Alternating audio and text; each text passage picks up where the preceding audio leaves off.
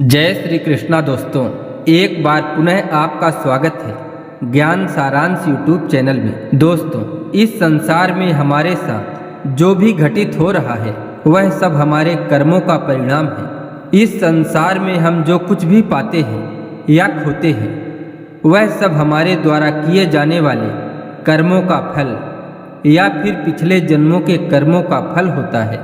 अगर हमारे कर्म अच्छे हैं तो उसका फल भी अच्छा ही प्राप्त होगा, लेकिन यदि हमारे कर्म गलत कर्म होंगे तो उसका मिलने वाला फल भी स्वाभाविक रूप से गलत ही होगा।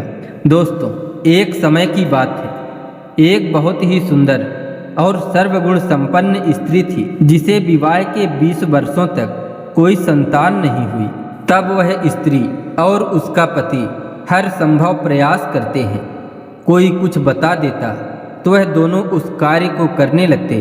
अब 20 वर्ष के बाद ऐसा संयोग बनता है कि वह स्त्री विवाह के 20 वर्ष बाद माँ बनी। उसे एक बहुत ही सुंदर पुत्र की प्राप्ति हुई, परंतु उनका भाग्य इतना अधिक खराब था कि दुर्भाग्यवश 20 दिन में ही उसके पुत्र की मृत्यु हो गई। अब उस स्त्री और उसके पति से यह हादसा बर्दाश्त नहीं हुआ।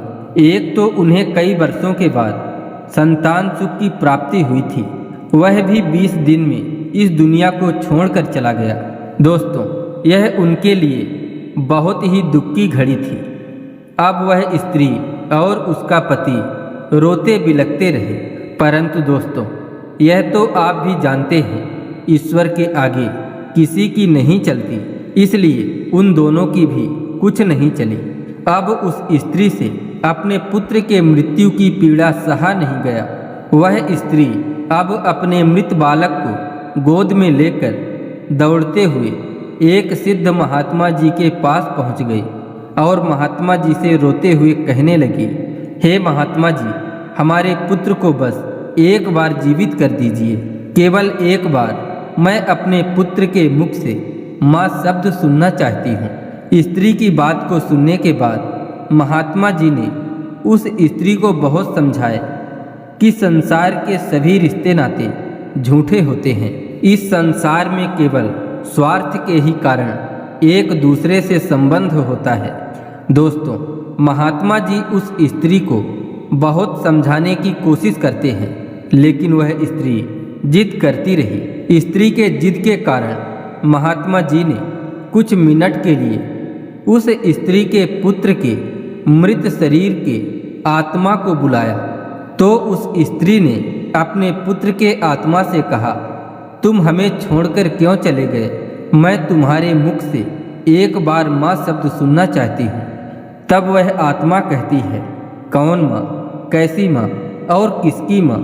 मैं तो केवल तुम्हारे पिछले कर्मों के हिसाब को चुकता करने के लिए आया था।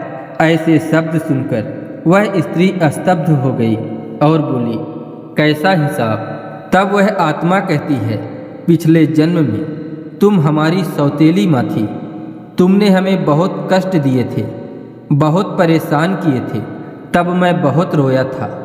तुमने मुझे पिछले जन्म में कभी भी एक माँ का सुख नहीं दिया। पिछले जन्म में मैं रो रहा था और इस जन्म में तुम रो रही हो। मेरा जो तुम्हारे साथ कर्मों का हिसाब था वह मैंने पूरा कर लिया और मृत्यु को प्राप्त हो गया। इतना कहने के बाद वह आत्मा वापस चली गई। इस बात से उस स्त्री को बहुत बड़ा झटका लगा। कुछ समय के लिए वह स्त्री मूर्छित होकर जमीन में गिर गई और जब उसे होश आया तो महात्मा जी ने उसे समझाते हुए कहा, देखो, मैंने कहा था कि इस संसार के सभी रिश्तेदार, माँ बाप, भाई बहन, सब के सब कर्मों के कारण ही जुड़े हुए हैं।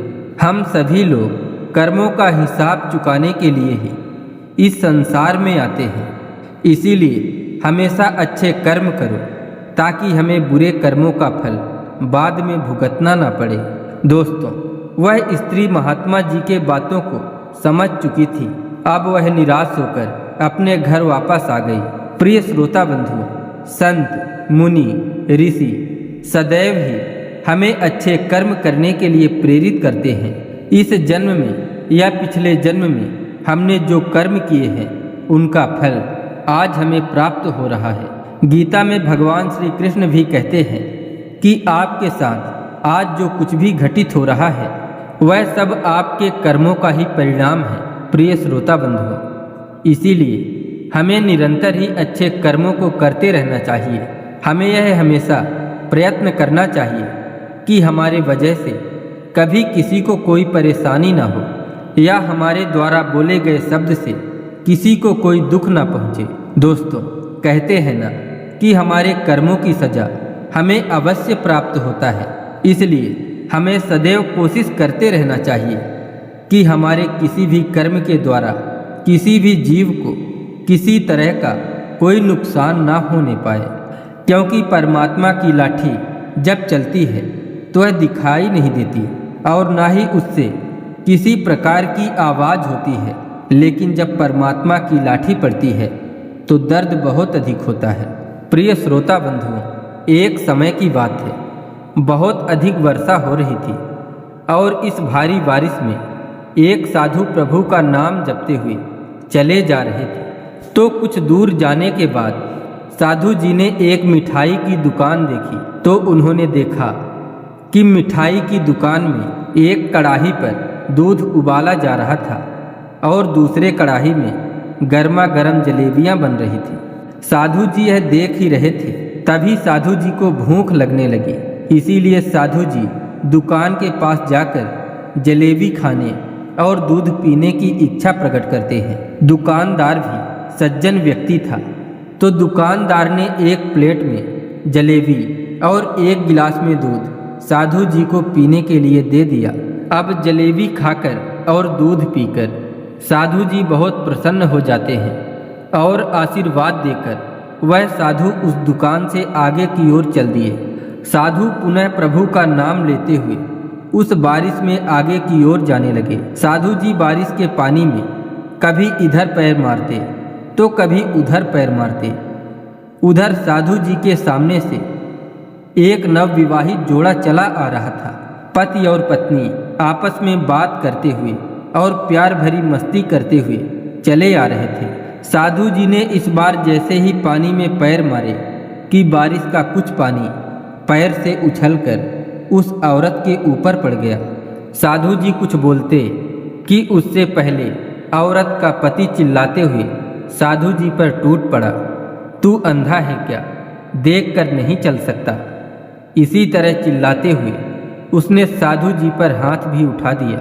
साधु जी मार खाकर जमीन में गिर गए। यह देखकर वहाँ पर बहुत सारे लोग एकत्रित हो गए, परंतु किसी में इतनी हिम्मत नहीं हुई कि उस व्यक्ति को मारने से रोक सके। अंततः उस नवविवाहिता पत्नी को अपने पति के आगे आना पड़ा और हालात को काबू में करना पड़ा। इसके बाद पति पत्नी आगे बढ़ गए। अब जमीन में पड़े साधु जी को किसी ने सहारा देकर उठाया तो साधु जी अपनी मस्ती में पुनः चलने लगे। दूसरी ओर वह नवविवाहित जोड़ा चलते हुए अपने घर के समीप पहुंच चुके थे। पत्नी ने घर के चाबियों को पति के हाथों में दे दिया। अब पति सीढ़ियों को चढ़ते हुए जैसे ही दरवाजे की तरफ बढ़ा, अचानक उसका पैर फिसल गया। अब वह सीढ़ियों से लुढ़कता हुआ सड़क में आकर गिर गया। यह देखकर पत्नी जोर जोर से चिल्लाते हुए लोगों से मदद के लिए बोलने लगी। पत्नी के चिल्लाने की आवाज़ को सुनकर वहाँ पर बहुत से लोग इकट्ठा हो गए, परंतु सीढ़ियों से गिरने के कारण उसे बहुत चोट आ गई थी। इसीलिए उस स्त्री के पति को कोई बचा नहीं पाए। उसकी वहीं सड़क में ही मृत्यु हो गई।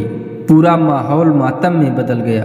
पत्नी मूर्छित होकर वहीं गिर गई और जब मूर्छा टूटी तो वह पति के वियोग में जोर जोर से रोने लगी। तभी वहीं से वह साधु जी गुजरे।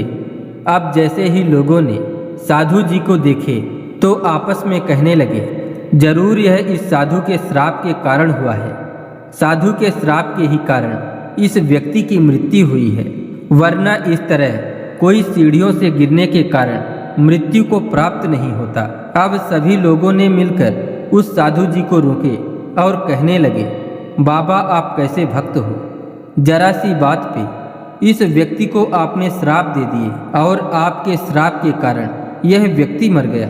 लोगों की बातों को सुनकर वह साधु हैरान हो गया और हाथ जोड़कर लोगों से कहने लगा, भाई हमने इस व्यक्ति को कोई श्राप नहीं दिया। उसी समय किसी व्यक्ति ने कहा, अगर आपने श्राप नहीं दिए तो इसकी मृत्यु कैसे हो गई? इस तरह कोई सीढ़ियों से गिरने पर कोई थोड़ी ना मर जाता है। यह अवश्य ही आपके श्राप का असर था। यह सुनकर साधु जी ने वहाँ पर खड़े लोगों से कहा, हमारे पैरों से जब बारिश का पानी उछला था तो क्या वह पानी इस व्यक्ति के कपड़ों को गंदा किया था? तो लोगों ने कहा, नहीं, लेकिन पानी उछलने से महिला के कपड़े अवश्य ही गंदा हुए थे। साधु जी फिर लोगों से पूछे, फिर इस व्यक्ति ने हमें क्यों मारा था? लोगों ने कहा, यह व्यक्ति इस महिला का पति था और अपने पत्नी से बहुत प्रेम करता था। पत्नी के कपड़े कोई गंदा कर दे, यह वह बर्दाश्त नहीं कर सका, इसीलिए उस व्यक्ति ने आपको मारा। लोगों की बातों को सुनकर साधु जी ने बोले, मैं भगवान की कसम खाकर कहता हूँ, मैंने श्राप नहीं दिया, लेकिन कोई है जो मुझसे बहुत प्रेम करता है। अगर इस स्त्री का पति सहन नहीं कर सका तो हमें चाहने वाला भला कैसे बर्दाश्त कर सकता है? और मुझे चाहने वाला तो इतना अधिक शक्तिशाली है कि संसार का बड़े से बड़ा ताकतवर भी उसकी मार से डरता है। प्रिय श्रोता बंधु, यह सत्य है। उस परमात्मा की लाठी दिखाई जरूर नहीं देती, आवाज भी नहीं करती, लेकिन जब पड़ती है दर्द बहुत देती है। तो हमारे कर्म ही परमात्मा की लाठी से बचा सकते हैं। इसीलिए सदैव अच्छे कर्म करते रहना चाहिए। दोस्तों, कोई भी ऐसा कार्य ना करें जिससे किसी को कष्ट हो। प्रिय श्रोता बंधुओं, यह कहानी यहीं समाप्त होती है। हमें पूर्ण विश्वास है कि यह कहानी आपको अच्छी लगी होगी। दोस्तों, इसी तरह की ज्ञानवर्धक एवं पौराणिक कथा कहानी आपको ज्ञान सारांश यूट्यूब चैनल में सुनने को मिलती रहेंगी। आप चैनल को सब्सक्राइब करें, वीडियो को लाइक करें और जाते जाते कमेंट में जय श्री कृष्णा, राधे राधे जरूर लिखें। मिलते हैं फिर एक नई कहानी के साथ। तब तक के लिए जय श्री कृष्णा, राधे राधे।